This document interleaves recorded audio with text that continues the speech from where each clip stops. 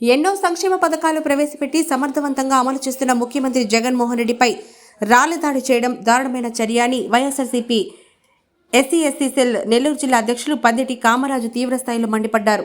Nellore YCP కార్యాలయంలో విలేకరుల సమావేశం ఏర్పాటు చేసి మాట్లాడుతూ టీడీపీ హత్య రాజకీయాలు మానుకోవాలని హితవు పలికారు. ఈ కార్యక్రమంలో సమీర్ ఖాన్, ఆర్ఎస్ఆర్ సురేష్, కుడుముల రవికుమార్, బద్దిపూడి రవీంద్ర తదితరులు పాల్గొన్నారు. మీడియా మిత్రులందరికీ నమస్కారం. నిన్న జరిగిన విజయవాడలో జరిగిన సంఘటన నిజంగా జగన్మోహన్ రెడ్డి గారు 58 నెలలు సుభిక్షమైన పరిపాలన అందించిన తర్వాత ప్రజల్లోకి, ప్రజాక్షేత్రంలోకి నేను మంచి చేశాను, మంచి చేస్తే నన్ను మరోసారి ఆదరించండి అని చెప్పని ధైర్యంగా ముందుకు వెళ్తూ ప్రజలతో మమేకమయ్యేందుకు వెళ్తూ ఉంటే నిజంగా జరిగినటువంటి సంఘటన, నిన్న జరిగిన హత్యా ప్రయత్నం, ఎందుకంటే కొంచెం క్రింద ఇటువైపు తగిలింటే నిన్న స్పాట్లో చనిపోయే అవకాశం. ఇటువంటి ఒక హత్యా రాజకీయాలకి కేర్ ఆఫ్ అడ్రస్గా మారిన చంద్రబాబు నాయుడు, ఆయన ఎప్పుడూ కూడా ప్రజాక్షేత్రంలో నుంచి, ప్రజల్లో నుంచి వచ్చిన వ్యక్తి కాదు. జగన్మోహన్ రెడ్డి లాగా ఢిల్లీకి సవాలు విసిరి తన తండ్రి ఆశయాల కోసం, ఆంధ్రప్రదేశ్ పౌరుల ప్రజల సంక్షేమం కోసం సొంతగా పార్టీ పెట్టి ఒక ముఖ్యమంత్రి అయిన చరిత్ర ఈ దేశంలో ఒకే ఒక్క వ్యక్తి జగన్మోహన్ రెడ్డి గారు. సొంతగా పార్టీ పెట్టడం పోనిచ్చి దొడ్డిదారులు వెన్నుపోటుతోటి సొంత పిల్లనిచ్చిన మామకే వెన్నుపోటు పొడిచి పార్టీ లాక్కొచ్చిన పరిస్థితి చంద్రబాబు నాయుడు గారు. ఆయన ఎక్కడ కూడా ఒంటరిగా ఎలక్షన్లకు పోయిన స్థితి లేదు.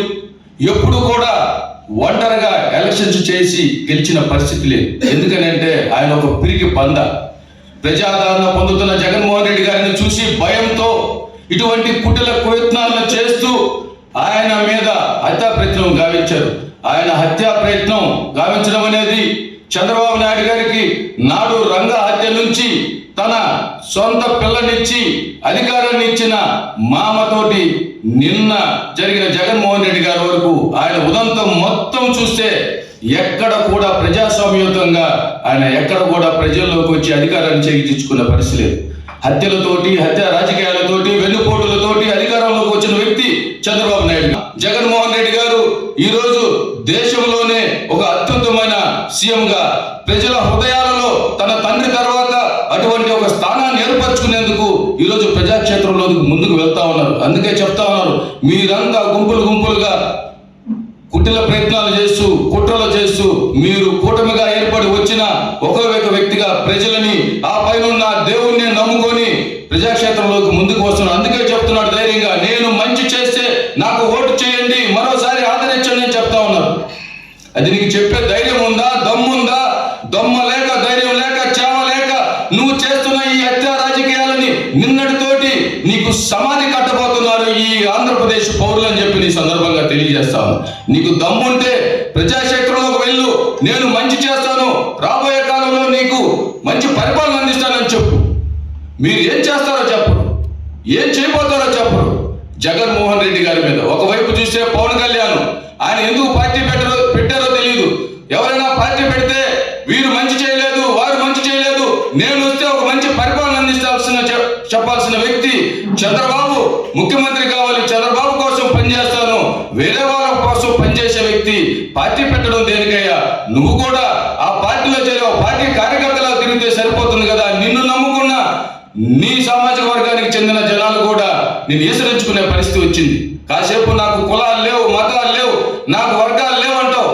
మరోసారి మళ్ళీ మీ కుటిల ప్రయత్నం, మీరు కేవలం చంద్రబాబు దగ్గర ఒక ప్యాకేజీ తీసుకొని కేవలం నిజంగా ఒక దినసరి కూలీ నయం మీకంటే అంతే, అంటే వాళ్ళు కష్టపడే తత్వం ఉంది, నీ దగ్గర అది లేదు. అదేవిధంగా బీజేపీ ఈరోజు రాష్ట్రంలో వీరందరూ కలిసి వస్తా ఉన్నారు. ఎంతమంది కలిసి వచ్చినా ఈ రోజు రాష్ట్ర ప్రజల హృదయాల్లో జగన్మోహన్ రెడ్డి గారు సుస్థిర స్థానాన్ని సంపాదించుకున్నారు. ఎందుకంటే వాలంటరీ వ్యవస్థ ద్వారా, సచివాలయ వ్యవస్థ ద్వారా ఈరోజు అవినీతి రహితమైన పరిపాలన.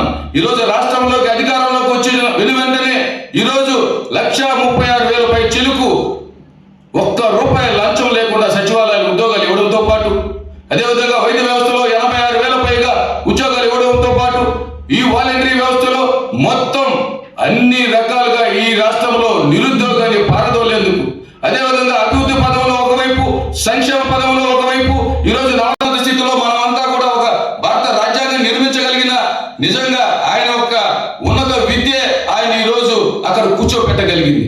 ఈరోజు వెనుకబడిన వర్గాలన్నిటి కూడా ఒక ఆస్తి, ఒక జ్ఞానం అనేది ఒక చదువు ఉంటేనే వారు ఎంత దూరమైనా పోగలిగిన పరిస్థితి. పేద పిల్లలు చదువుకోవాలంటే గతంలో జగన్మోహన్ రెడ్డి గారు పాతకు వెళ్ళిపోతా ఉన్నారు.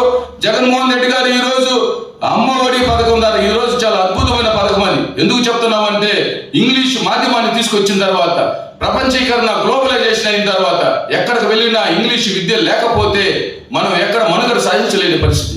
ఈరోజు అటువంటి దాన్ని ఒకటి గుర్తించి, అందుకే మొన్న కంచె ఐలయ్య గారు కూడా చెబుతూ, ఈ రాహుల్ విజన్ అంటే జగన్మోహన్ రెడ్డి గారిది, విజన్ అంటే చంద్రబాబు చెప్పినట్టు 2047 కాదు, అది 420 లాగా. విజన్ అంటే జగన్మోహన్ రెడ్డి గారు ఈ రోజు ఒక జ్ఞానిని ఒక విత్తనాన్ని నాటాడు. భవిష్యత్తులో ఈరోజు వారు ఎక్కడికి వెళ్తారో భావి తరాలని ఒక బంగారు భవిష్యత్తుని ఇచ్చేదాని కోసం ఈరోజు విద్యా వ్యవస్థలో కూడా విదేశీ విద్య చదువుకోవాలంటే ₹1 కోటి వరకు 1,000 పెన్షన్ ఇస్తాను అంటాడు. ఇంటికి 1,500 రూపాయలు ప్రతి మహిళకి ఇవ్వగలుగుతున్నాను అంటున్నాడు.